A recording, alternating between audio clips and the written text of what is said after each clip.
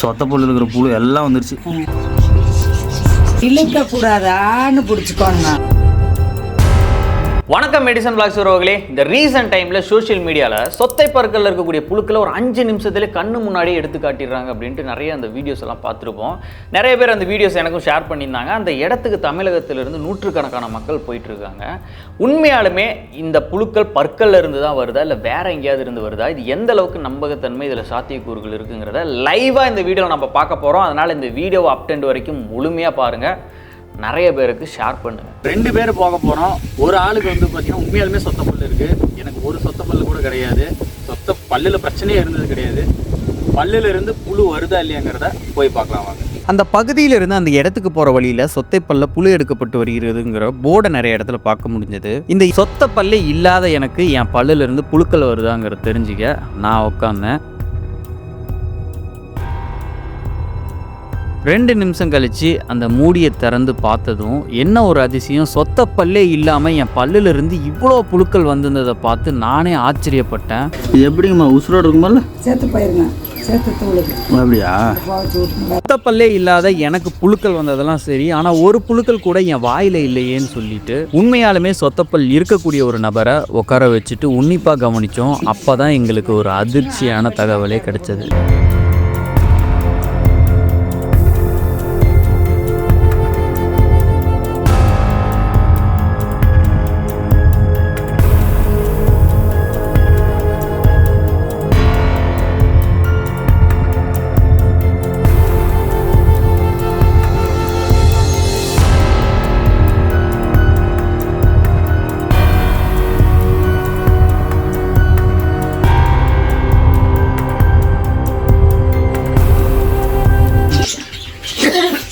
இழுக்கக்கூடாதான்னு பிடிச்சிக்கோங்க. முடியலைன்னா போய் எடுத்து புழு என்கிட்ட வந்துருச்சு போலங்க. இன்னொரு 2 வச்சுக்கலாம். கம்மியாக தான் இருக்கும் போலக்குது. எனக்கு வந்ததோட கம்மியாக தான் இருக்குது. எழுத்துக்கிறாங்க குழந்தைகளும் பிடிக்கிச்சு. இது சரியாகவே நீ இழுக்கல. எனக்கு வந்தோட கம்மியாக தான் இருக்குது.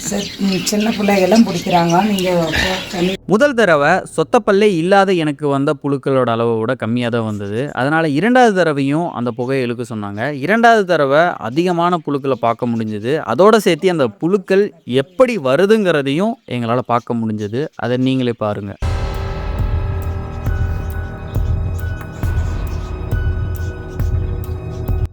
இது பார்த்தீங்களா? இத்தனை புழு நல்லா பிடிச்சிட்டு சுத்தமாக விழுந்துடும். இது புழு எடுத்து பார்க்கலாங்களா?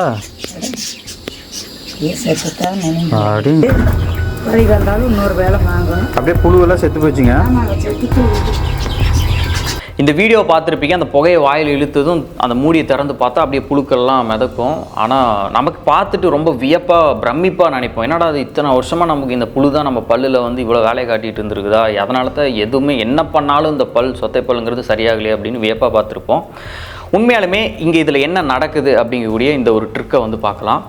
அதாவது இவங்க என்ன பண்ணுவாங்கன்னா, நல்ல கரண்டியை பழுக்க சூடு பண்ணிவிட்டு அதில் கொஞ்சம் தேங்காய் ஊற்றிட்டு கண்டங்கத்திரின்னு சொல்லக்கூடிய அந்த கண்டங்கத்திரியோட விதையை எடுத்து அந்த பானையில் தண்ணி ஊற்றி அந்த கரண்டியை உள்ளே வச்சுட்டு அந்த விதையை அதில் போடும்போது என்ன ஆகுனா, கடுகு பொரியும் பார்த்தீங்களா, அந்த மாதிரி அந்த விதையும் வந்து என்ன ஆகுனா பொரியும். ஏன்னா மேலே வந்து அந்த மூடியை வந்து மூடிடுறாங்க. அந்த கரண்டியை வச்சுட்டு விதையை போட்டு டக்குன்னு மூடிடுறாங்க. நமக்கு உள்ளே என்ன நடக்குதுங்கிறது தெரியாது. ஸோ கடுகு பொரியிற மாதிரி இந்த விதை பொரிச்சு என்ன ஆகுனா, அந்த விதைக்குள்ளே இருக்கக்கூடிய சீட் எம்பிரியோ, அதாவது கரு உள்ளே வந்து வெள்ளையாக நூல் மாதிரி இருக்கும். அந்த விதைக்குள்ளே அது வெடித்து என்ன ஆகும் அப்படின்னா, அது அப்படியே தண்ணிக்குள்ளே அப்படியே இருந்து மிதந்துருக்கும். நம்ம அந்த புகையை இழுத்துட்டு உள்ளே பார்க்கும்போது என்னடா அது தண்ணியில் வந்து புழுவெல்லாம் மிதந்துட்டு இருக்குது, பா இவ்வளோ வருஷமாக இந்த புழு தான் நம்ம பல்லில் வந்து இவ்வளோ பிரச்சனை பண்ணிகிட்டு இருந்துருக்குது அப்படின்னு நமக்கு ஒரு வியப்பாக வந்து தோணும். அந்த விதை எண்ணெயில் வெடித்து செதற சவுண்டை நல்லா கேளுங்க. அப்படியே அந்த விதை செதறி அந்த விதைக்குள்ளே இருக்கக்கூடிய நூல் போன்ற ஒரு கரு பானையோட பாட்டமில் வந்து செதறி விழுகிறத நல்லா பாருங்கள்.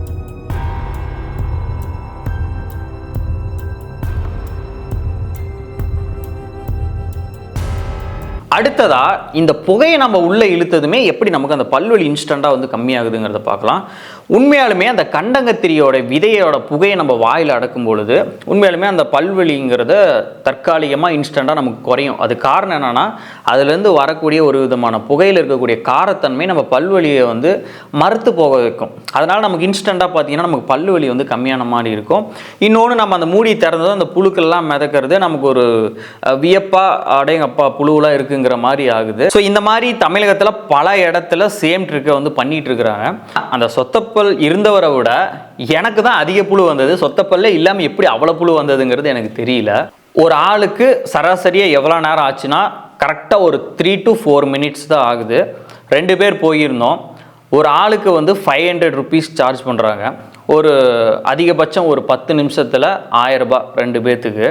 ஆனால் இவங்க செய்யக்கூடிய இந்த கண்கட்டி வித்தைக்கு ஒரு ஆளுக்கு 500 சார்ஜ் பண்ணுறாங்க. இந்த முறைங்கிறது நார்மலாகவே நம்ம ட்ரெடிஷ்னலாக பழங்காலத்துலேருந்து இருக்கக்கூடியது. அது நம்மளே வீட்டில் வந்து இந்த கண்டங்கத்திரி விதையை ஒரு கரண்டியை வந்து சூடு பண்ணி கொஞ்சம் தேங்காய் எண்ணெய் ஊற்றி அந்த விதையை போட்டுட்டு தொட்டாங்குச்சி வச்சு அந்த ஓட்டையிலேருந்து வாயில் அந்த புகையை எடுத்துக்குவாங்க அந்த பல்வலிக்காக. அது ஆனால் ஒரு சிலர் வந்து இந்த மாதிரி தமிழகத்தில் இன்னமும் வந்து அதிலிருந்து பல்லுலேருந்து புழு வருது அப்படின்னு சொல்லிட்டு ஒரு சில வித்தைகளை காட்டி மக்களை ஏமாற்றிட்டு தான் இருக்கிறாங்க.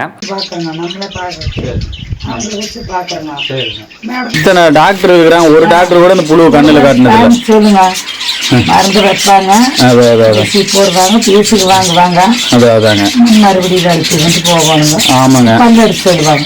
பல்லதான் புடுங்க சொல்றாங்க. ஊசி போட்டு பல்லு அடிச்சு சொல்லி ஊசி போட்டு பல்ல புடுங்க சொல்றேன். இப்ப நான் எனக்கு அப்படி சொன்னாங்க. ஆமாங்க, நம்ம போய் எடுத்தா நம்ம வந்துட்டு தான் சேதம்.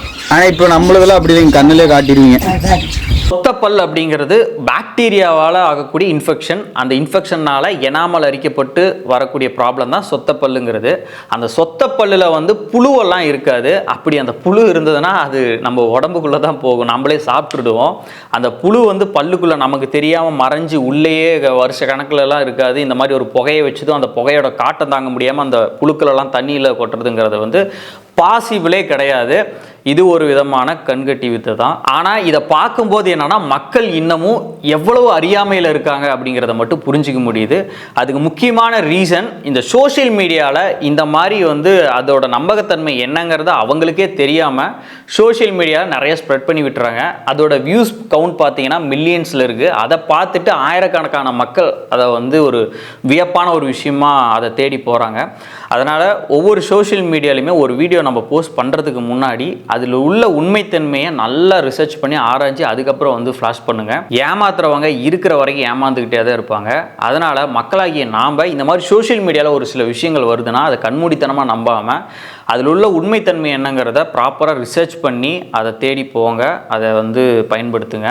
இந்த வீடியோவை நீங்கள் முழுமையாக பார்த்துருந்தீங்கன்னா அந்த சொத்தை பற்கள்லேருந்து வரக்கூடிய புழுக்கள் எங்கேருந்து வந்ததுங்கிறது உங்களுக்கு புரிஞ்சிருக்கும். அதனால் இந்த வீடியோவை எவ்வளோ ஷேர் பண்ண முடியுமோ ஷேர் பண்ணுங்கள். இதுக்கு முன்னால் நம்ம நிறைய ஸ்கேம்ஸை லைவாக ஆன் ஸ்பாட்லேருந்து எக்ஸ்போஸ் பண்ணியிருக்கோம். அந்த வீடியோவெலாம் செக் பண்ணி பாருங்கள். மற்றொரு நல்ல வீடியோவில் சந்திக்கலாம். தேங்க்ஸ் ஃபார் வாட்சிங். Love you all guys.